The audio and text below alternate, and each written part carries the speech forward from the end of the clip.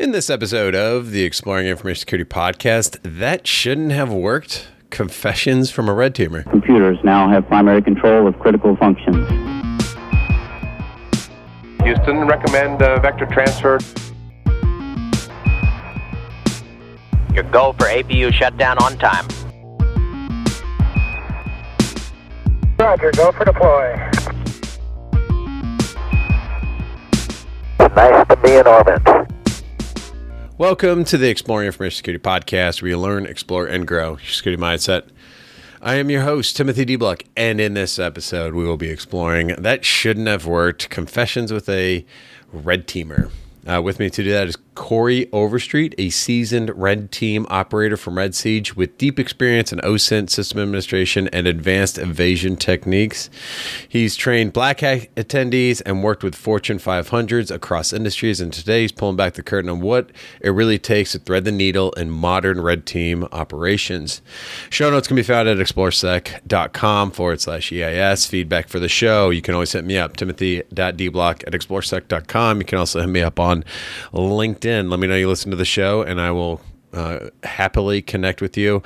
Also, if you want to help grow the show by giving back, rate the podcast on your favorite podcast platform, or go to YouTube and hit the like button and subscribe to the channel, because we have weekly content being released. As a matter of fact, this week I'm releasing 2 episodes because I've got another really great episode tomorrow that is for ShowMeCon. So I've wrapping up kind of the ShowMeCon sponsored episodes because next week's ShowMeCon. If you're planning to be there, hit me up. Let me know. I'm going to have my ExploreSec booth. That reminds me, I need to order something for that. So, but yeah, next June 9th through 10th, training is 6th through the 8th. So the Friday through Sunday will be training. And then the conference itself will be June 9th through 10th. If you want to get $50 off, use Exploring Sec at checkout as a promo code, and you can save $50. I am super excited that it's pretty much here, and this week I'm preparing my talk, getting the last of these episodes out, trying to promote the conference as much as possible. This was a really fun conversation with Corey about some of the things that as a pen tester, you're just like, that this shouldn't really work, and then it does. I will tell you, I've had that in my career, both from a blue team and red team perspective. We are focused here in this episode on red teaming and the fact that old stuff still works. So like, this kind of just highlights having a really good understanding of the technology and what you're actually doing. But if you do run into scenarios where like this shouldn't have worked, that gives you an opportunity to really learn about why that actually did work, and you find out something new about the tests that you're doing, the technology you're dealing with, things like that. So we kind of get into a lot of different stuff here. Again, really great conversation. And with that, we'll just go ahead and jump right in. Hope to see you at ShowMeCon. Yeah, people don't read the top either. So you're like one of the few where I've done like an entire recording, and then people are like, "Hey, when are we recording?" I was like, "It's done. Like we have already had our conversation," because I hop on with people all the time, and we have these great conversations about a variety of things, but also about the topic. And then I was like, "Oh, I wish I'd captured that." So I just try to make it nice and easy and paint. It's a lot like this is probably not a good analogy, but the one that's coming to my mind is, it's like you're a proctologist making dad jokes while he's sticking a finger in your butt. So you don't notice it and you don't realize it until it's already done. That's kind of how I try to keep the podcast. A better one's probably like a flu shot where you get distracted by the nurse, but I'm in a bit of it's Monday. I'm in a bit of a punchy mood. So I was going to say, my wife's a nurse, so you're not going to say much. It's going to shock me. So. You probably heard all the fun stories. Oh, yeah. Yeah, it's pretty much a day in, day out. Like, well, what kind of mysteries are we solving today? Yep. Like, yep. No, I imagine that's pretty wild. So what are you talking about at ShowMeCon? I'm going to do the That Shouldn't Have Worked, the payload development. So had a lot of times where our clients at the end, they'll say like, well, that's cool. You guys have been here 3-4 years in a row now, and every year you come in and find something goofy that just gets past our defensive endpoint configurations. like, what can we be doing in the off season to kind of make sure that we make it as painful on you as possible next year? And so that was kind of the aha light bulb moment. I started throwing this together, and then, to a lot of the talks I give are things I wish had been around when I was coming up. So just things that kind of give you at least a roadmap, if nothing else, to kind of things to look into. Yeah. Have you been to Show Me Con before? I have not, but have you ever met Chris Trunzer? Yes. Okay. A long time ago. Well, maybe not Chris. Maybe. I don't know. It's been He used to run 40 North Security. okay. But he was actually the one who told me, he was like, "Oh yeah, Show Me Con was awesome. You need to apply." And I got lucky and got selected. Yeah, no, that's good. Yeah, that's what I like about it too, is it seems to bring in new people. Because I've been going since 2016, and then obviously the pandemic shut it down for a little bit. But yeah, I can definitely speak to the fact that it's a really great conference. So, Oh, that's awesome. I'm looking forward to it. yep. Dave, as I mentioned before, takes care of all the speakers and the attendees, and it's a little bit different. Like you said, you're going to Hackspace Con. A little bit different from it's like a mix between a hacker conference and then like a more of like a business type of conference that companies would actually send their employees to, right? So yeah. Okay. Well, yeah. Like I've been to the ones where it's literally just a group of people who are basically high-fiving on their way up to the podium, and then I've been to the more businessy ones too, and I'm good either way. Like, I have a good time pretty much everywhere. Yep. Well, and what I like, and Johnny Christmas, who's been on the podcast several times, has called out for Show Me Con, is like people are sitting there taking notes with like a notebook, which I'm sure you as a speaker, those are the people I key in on, is who's actually paying attention and try to ignore the person in the front row that's asleep. Oh yeah, yeah. I tried to get engaged, but this talk especially, like, I packed probably too much into it, so I kind of have to talk a mile a minute the whole time I'm running through it. But at the end, I say, "Look, here's the slides. Please go download them, check it out. See if you have any questions, by all means, reach out." So that's cool. Have you given this talk before? I have. I've done it at a few places. I think I did it at Texas Cyber Summit and Wild West Hacking Fest, but there's been a few other places too. That's probably been the more popular one that I've had. Yeah, I was talking to someone at B-Sides Nashville this past weekend, and they were asking me about like how you get selected, right? And you either know the organizers or there's blind CFPs. This year I kind of figured out who's doing a blind CFP, because I put my name right in the title of the presentation. And only had like one conference reach out to me, say, "Hey, can you change your name?" or just put presenter in there because we're doing a blind CFP. I was like, "Yeah, sure, it's not a problem." But and I'm doing one on phishing, but it's more from a security awareness, and it's not getting picked up as well. But like you put payload development 101 in yours, and I imagine that gets picked up quite a bit. And I was like, it's still like a red team kind of industry where people are a lot of people just, that's the sexier topic.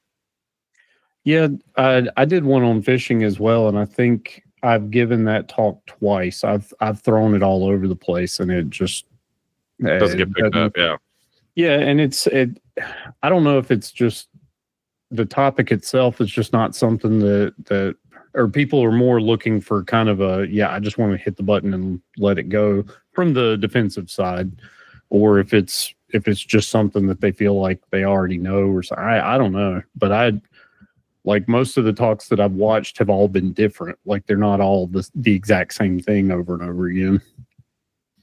Yeah. So. Yeah. Well, that's interesting that you said, because it kind of confirmed what I'm experiencing, where I haven't really been picked up at a lot of places. One of the places I did, unfortunately, I had to cancel last minute because of a family thing, but excited to be giving it a Show Me Con. And that's the thing I think, Dave and the other organizers do really well, is they pick really good speakers. And so like I had a really good talk the first time, so he's invited me back several times since then, which is always good. Oh, that's awesome. He still likes to bring in, fresh faces and other perspectives and stuff. But yeah. So I read it, are you talking about payload development, or are you talking about like what are we when you talk your talk? Is it because I think you mentioned like how to get around certain controls, things like that. So I guess kind of what is the actual talk going to be focused on, or is it going to be all that? Well, a little bit of everything. So it's kind of the roadmap of what it takes to get a payload to land and to run. So kind of the initial considerations, like, here's a bunch of programming languages that we use. Here's a bunch of file formats we use. I talk about something else that I've gotten a lot of comments on is talking about how you deliver the payload. So, a lot of blue teamers are like, man, we can catch Metasploit and Cobalt Strike and all that all day long. But then we got hit with Cobalt Strike and they were in our network for a week before we even knew it. And so I said, well, when you generated all those things, did you actually send it to yourself, like through a link in a phishing email, or did you download it from a web server? And they were like, oh no, I wouldn't have done that. So I said, well, you need to simulate exactly how the attacker would do it, because you need to know all the variables that you're either missing or you are catching. And then kind of from there, I go into, all right, so here's just your basic in-memory scanners. Here's how EDR is watching for certain things, and here's how I get around it. So here's the things you need to be watching for. And then I talk about, okay, cool. So we're in there. We need persistence. How are we going to get the payload to sit on disk long enough to let us back in if we need to get back in? And then I kind of wrap it up with just like the most common things that we use and tricks that still continue to work from, that I've been using for 5-6 years now. And then at the very end, there's like a whole slide of just, hey, all right, so, I got your attention. You're interested in this. All right, well, roll up your sleeves. Here's a bunch of reading to do. Here's, how you can kind of get started on your research, learning how to do it.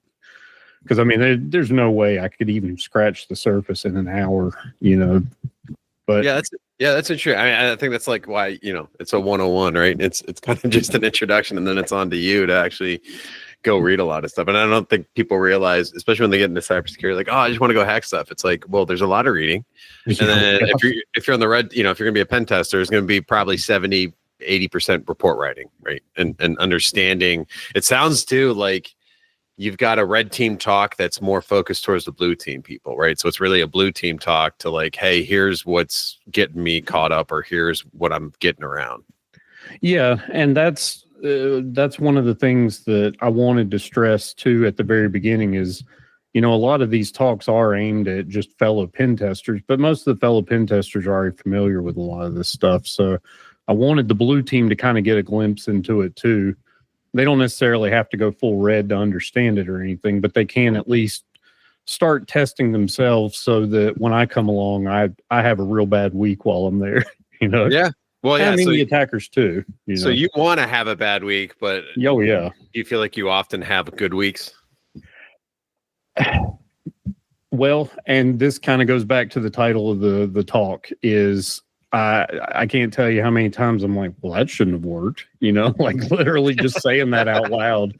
Or I get on the debrief call and they're like, no, there's no way that worked. And I'm like, I just spent a whole week proving that it did. Like not in a smart alecky way, but more like just saying like, I don't know what to say. Like it did work, and we want you to fix that. We want you to be better than before we got here, Yeah, I think there's some oftentimes disconnect. That probably sounds like a manager or a leader that's like, oh yeah, that shouldn't work. But then once you start, it's like, and it could be they tried to put it in place, but you found like a workaround or something, right?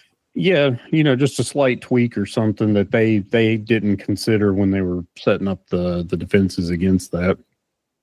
Yeah. Do you feel like it's getting better? I do. So I had a test not too long ago where they fully expected that I was going to get shut down. They were going to have to keep making allowances for me to keep going. And I got up and running after about a day of some pain. And I finally got up and running, and I'm doing my thing. I made a slip up. I kind of did something that I probably knew was going to get burned, trying to set up persistence to demonstrate that. And when I got burned on that, the EDR actually went back and correlated every event leading up to that and then burned my whole attack chain at that point. Wow. It was like an AI correlation type deal. I think it was Sentinel-1. And what really surprised me at that point was that they hadn't seen any of that until I got busted on that one step. And then it correlated all the way back to the thing that they weren't aware was getting around their EDR. And then I had to kind of start from scratch at that point and try to find something else to get around what they had configured. So I do think, at least in that regard, that AI is starting to make it a little more difficult.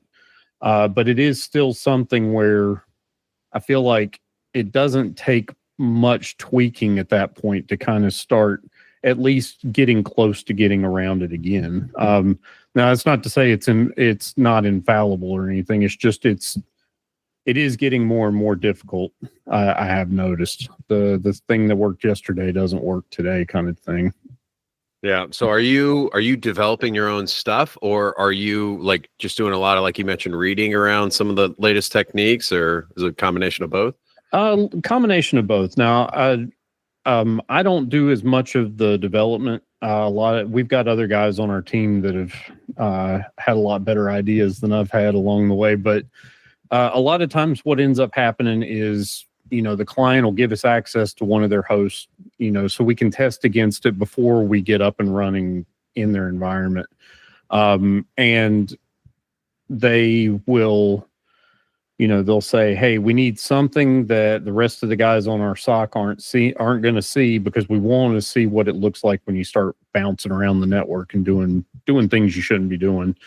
And at that point, I keep the host offline and I'm just throwing everything in the kitchen sink at it just to see what will work. And then once I've got something working, I hand it off to them and they go execute it somewhere in their environment. And in those cases, I've got a week to figure it out. It's that kind of thing. And so the pressure's on, but at the same time, like, you kind of know, okay, they've got this EDR, so I know in the past this has worked, but I imagine that's burned, so let's try and tweak it a little bit. And then you just kind of keep making little changes till you finally get it up and running. Gotcha. Yeah. What's a common mistake red teamers make when trying to bypass like modern EDR? I'm not throwing off on anybody on our team. Some of the more junior guys are more prone to just grab something from GitHub and try to throw it in there. And I keep trying to explain to them, like, look, man, if it's on GitHub, everybody has access to that. Like, the defenders, the red teamers, the attackers, everybody's got access to that. You've got to change things. You've got to go in and change variable names if it's an interpreted language like .NET or Python. You've got to go in and change variable sizes. You've got to go in and try and make this look different, because otherwise you're going to get burned before it ever touches disk, And that's one of the biggest things that I feel like is hard to make them understand, but then they see it as soon as, they're like, oh crap, well now that the last hour of my life's gone down the drain, kind of thing, But again, I'm not throwing off on anybody on our team. It's more just trying to get them to kind of think that way ahead of time on a red team anyway. Yeah, no, totally understand. What about blue team? Like, what do you see as far as like some of the mistakes they're making and detecting? As far as detecting goes, I would say probably app control. That's one of the most powerful things that if it's done right, it makes my life very difficult. And, you don't want Susan in accounting running arbitrary executables from the internet, like, ever. You don't want them running anything that's kind of shady to begin with. And like I said, I've seen app control, like we abuse a lot of DLL side loading, DLL hijack attack, that kind of thing.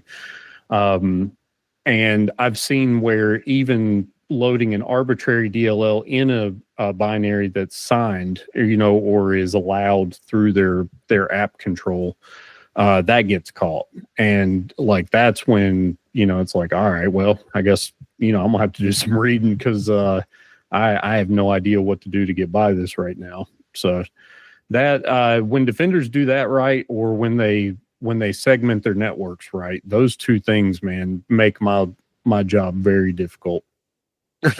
Yeah, you're talking about some 101 basics for Blue, but they're so hard. Like you say app control, but that is such a hard thing. So you got to baseline everything. But I think there's certain things, because as you're talking about, I'm thinking about the we're talking about phishing.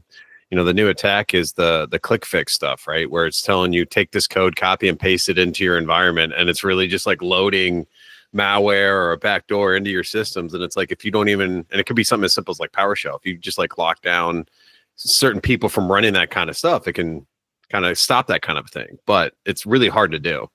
Yeah, and we stress that as much as we can when we turn in a report, or when we're on a debrief call. We're like, look, there is no magic wand that's going to fix this problem.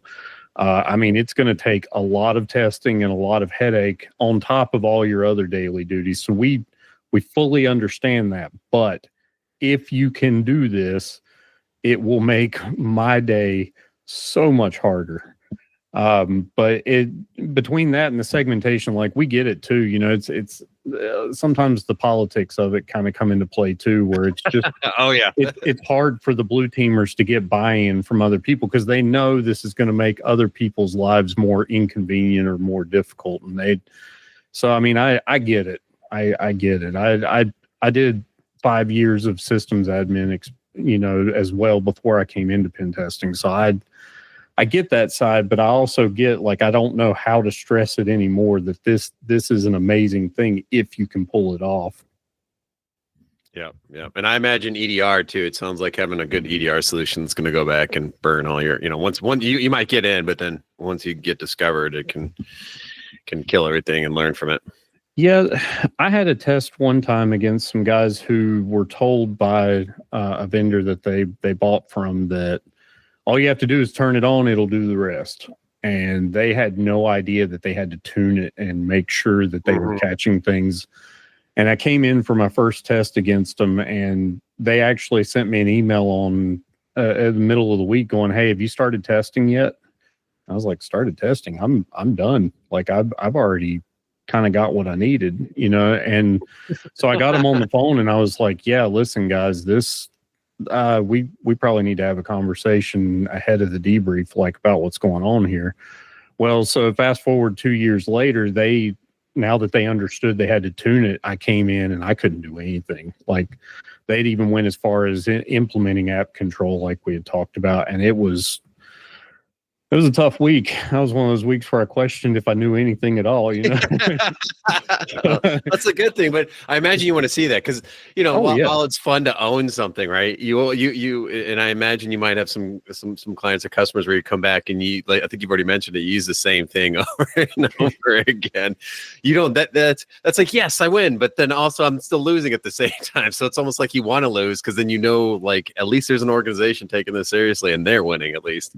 Oh yeah. We tell clients all the time, we're like, look, please make it as hard as you can on us. Like, we want this to be difficult. One, because like you said, we feel like they've grown, they've gotten better as a result of our test, not just, oh well, crap, okay, now I got to go explain to my boss why these findings were here, versus, all right, good information, let's do it. And then the next year we see where they implemented all that. That's amazing to us, because it feels like it kind of made a difference instead of just being a hassle to somebody, Yep. Well, it's a necessary thing, because you mentioned you only get like a week, but these attackers can pretty much have as long as they want. So yeah, totally get that. There is a balance though too, unfortunately, where putting too many controls in place can cause, like you said, that political storm. And I've seen a lot of that, where it's like, just shut it down, or we're not doing that. And that's something I've come to realize too throughout my career, is that at some point it's like we call it out And if the business doesn't want to do it because they feel like this business function is going to make them more money than us putting the controls in place to potentially prevent it, it's like you kind of just have to let that go, unfortunately. But yeah, like there's still basics, like you said, network segmentation. There's no reason not to have some of this stuff. App control, I think, is, like you said, absolutely one of the best things you can do because it makes your life and an attacker's life harder. You mentioned earlier, like oldest trick. What's your oldest trick that you're still using today that you're like, this should not really work? Oh, let's see. Well, taking pretty much just taking an executable, using something like oh gosh, what is that? Donut. Where you turn it into you turn any executable into shellcode, and then you just put that into a shellcode loader and send that into an environment. All they do is double click it, and then they go, "Yeah, it worked." And you say, "Great, all right, thanks. That's all I needed."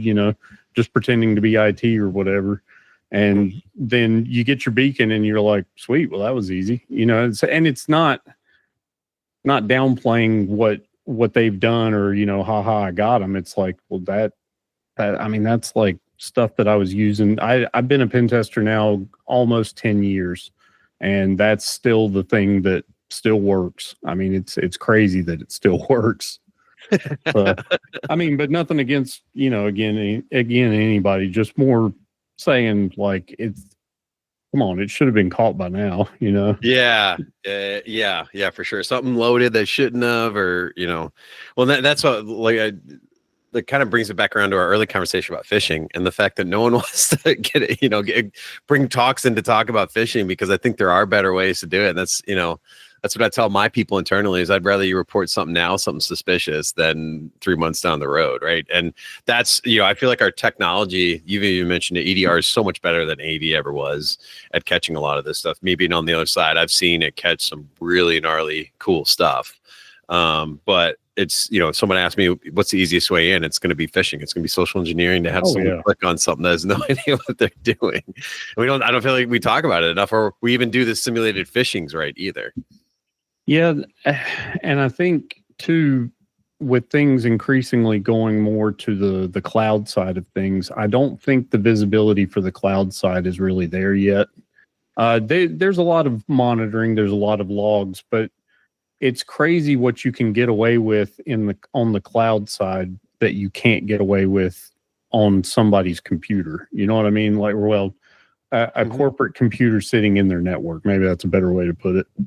Yeah, no, the cloud is that's interesting, and I'm glad you mentioned that, because the cloud environment is just so much different. And you talk about there's actually tons of logging, but like I've handed that off to a SOC before, and they're like, we have no idea what we're looking at, right? So it's just different. And for pen testers, I imagine it's like right up their alley, because you can do so, if you know programming, or and as a pen tester, I'm sure you know a lot about like programming, developing, and building out code and stuff. You can do that in the cloud environment and almost automate your attack, I imagine. Yeah, well, and so here's another real common thing that we see is, all right, so we fish our way into someone's cloud environment.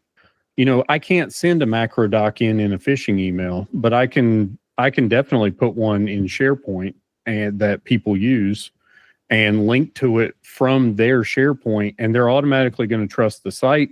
And now it's from a trusted site, so the macro runs too. So it's like a win-win. So the macros aren't dead. It's just I can't just literally email you a Word doc anymore, And that's something that is kind of difficult to tell people how to remediate that, because we're basically abusing all the trust barriers that were there to begin with. So and then as far as the logging goes, if I log in as the person that we compromised, it's real difficult to trace that down too, or track that down rather. So it's kind of hard to tell people like, hey, I mean, I know it was cool that we did it, but I don't know how to tell you really how to fix this, other than quit using macros, like give up on the VBA type stuff. Good luck with that, because exactly there's that finance document that needs to run out of it, and oh, exactly. Or I mean, we see environments all the time where there's a shared document that they've been using since the mid 90s that absolutely has to work. And if you just throw in some extra code in the VBA, it's like, okay, well, unfortunately, that's how we did it, and they're like, well, how do we fix that? I don't know what to tell you. I mean, you don't want to give up on this. So I don't know what to tell you. Yeah, that's where I feel like I'm seeing a lot more, because we mentioned the tech getting better. I'm seeing a lot more recommendations around like security awareness and, making people aware of that kind of stuff, because that would be those are the entry points, right? And other than, just having good logging in place that looks for some weird behavior going on. Yeah, no, I will say, to be fair, I did go up against a client not too long ago that had, they had spent a lot of time in Microsoft Sentinel, I think it's called. Where it's almost like a SIM inside of all of their Microsoft products, and that was tough. The point of contact was actually kind of surprised. I said, "Man, you guys kicked my butt all week." Like I had to do a lot of reading this week to kind of find that one little crack to squeeze through. Like it was tough. Yeah. So, again, but they also had the luxury of being able to spend that time. I know some security departments aren't as well staffed, like they just don't have that extra time to put into something like that. Yeah. Well, and it's also about prioritization, right? Is that, while we're talking about this, it's also, you need a bunch of different programs in place, right? Vulnerability management, third-party risks, all this stuff. And now AI's been, dumped on top of all this as well too. And, not even APIs, right? Like, I feel like APIs were starting to become a hot topic, and then AI came out, and now everybody's kind of no one's really talking about APIs anymore, but that's like where a lot of, and that's a different attack vector than, like an actual web application, right? As APIs just have a different way of you going about attacking them. Yeah. And it's one of those things that once it all starts to click, like most of the APIs are all kind of the same. They just have a kind of like a programming language. They just have a different way of asking it for what you want. And that's where it gets a little complicated, is finding all those aha moments, instead of just knowing, okay, these are the things I need to lock down. Yep. What's the most common question you get from an aspiring pen tester or red teamer?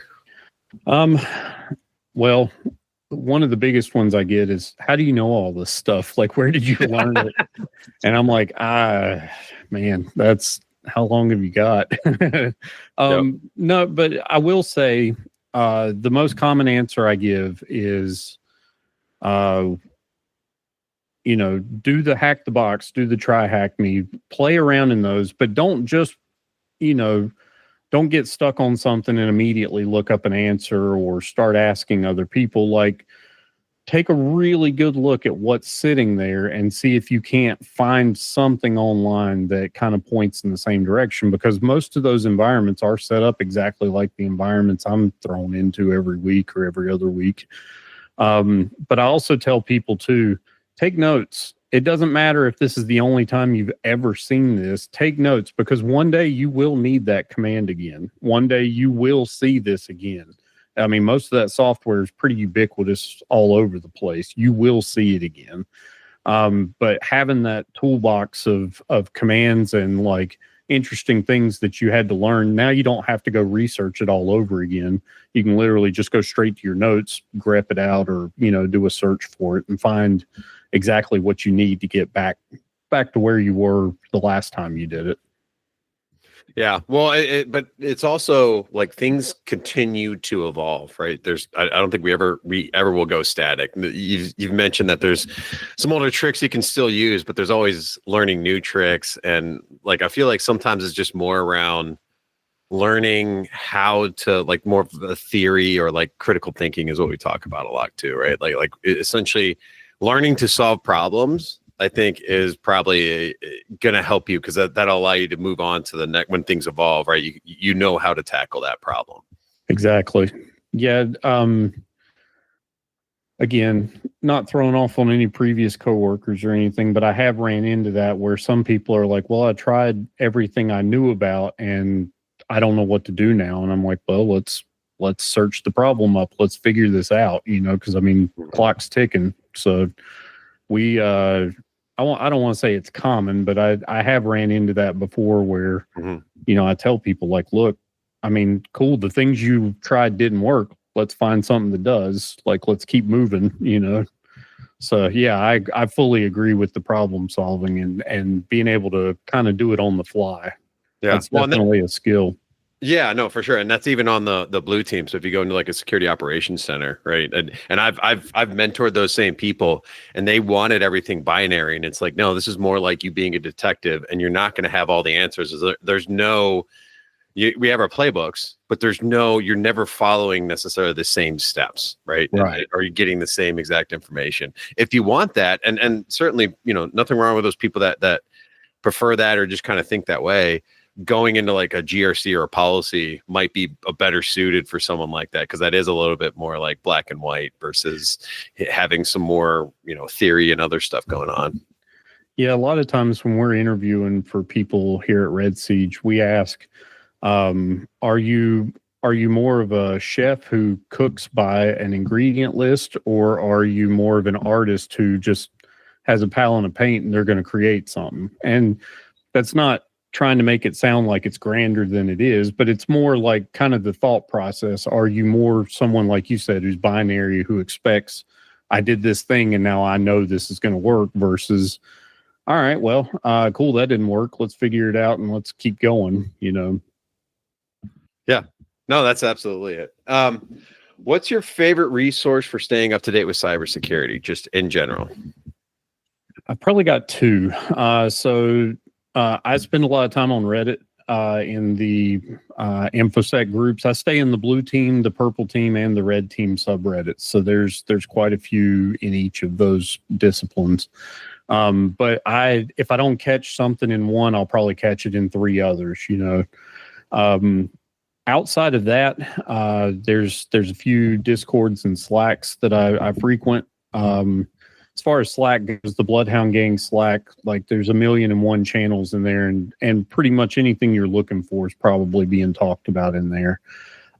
As far as Discord goes, the Black Hills Discord, I mean, I'd be remiss if I didn't say our Discord, but I get a lot from the Black Hills, from the Pentest Laboratory, who's at NetBiosX. Those guys are just putting it out there for free as long as you've got the time to read it. Like, just a ton of great info out there. Yeah, no, that's good. That's great. Yeah. And I love that you stay up with the blue team stuff, because that's what I actually tell both sides, right? If you want to get into red teaming, understand the blue team. Like, you really should understand, like you said, sysadmin background. I imagine is super helpful, because you know how things should be configured. So one, you can provide recommendations, but also how to get around those types of things as well too. And then on the other side of it, I think working on the blue team side, having at least a basic level of understanding of how things work. And again, on the blue team, we often we like you mentioned, oh yeah, we should have that block and this shouldn't work, and you're like, but it does. And so, like, understanding how you can get around certain controls can be useful, I think, on the blue team side. It's like accounting for some of that stuff. And then at the same time, it's like, at some level, you can't just block everything, because if you block everything in the organization, it no longer makes money. And, now you're out of a job, right? So allowing the right stuff and being able to put mitigating controls in that is going to make your job harder. And that's really what it is too. It's like, we can't entirely eliminate you, because as you mentioned, you can just say, hey, I'm from IT, I need you to load this on your system, and you're in, right? Yeah. And I often tell people to go work a help desk job before you ever think about security, because your users will teach you a lot. They will find the most creative ways around the constraints you put in. Yep. And at the end of the day, you can literally reuse that for the rest of your career, offensive or defensive, because you will still remember just about every one of those times where you went, oh, seriously? Like, there's no way you did that. Oh, crap, you did. Yeah. No, I work for the Department of Juvenile Justice, and I found so many proxies because the kids were using them to get around our web filtering. And I was just like, oh, that's cool. I'm going to use, but like you said, it's especially in that kind of environment where they're very much restricted, they will find ways around it. There was one time our network switch went off. I went to the building and the network switch was just gone, completely and utterly gone. And these kids are supposed to be monitored the entire time, but what had happened was they were cleaning and they pretty much distracted the guard, took down the switch. They didn't even want the switch. They just took down the switch and like hid it behind like a corner. What they wanted, and this was interesting, was the Cat5 cables, because what they were doing was they were stripping the Cat5 cables, pulling out the little wires, and then using those for like tattooing. So yeah, which is wild. I was like, holy, but that's, it's like, okay, well, now we need a lockbox for this. But again, going back to, hey, we started pricing out lockboxes for a lot of our network switches, and it was like, this is just too expensive for a government agency to go do, right? So it's that balance, but it's also oh, that was cool. And then like, now how do I stop it? And I do this constantly at work, where people have different blocks or controls in place, and I'll find a way around it for my own stuff. I do my own shadow IT, but that's what my users are going to do. Like you said, that like all the users in your organization, if you don't have the right controls in place and explain why, they're going to go do shadow IT.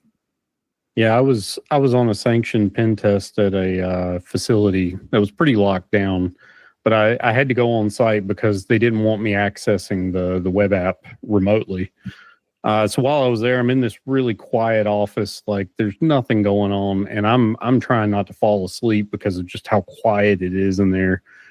So I tried to fire up Spotify. It was blocked by their web filter, right?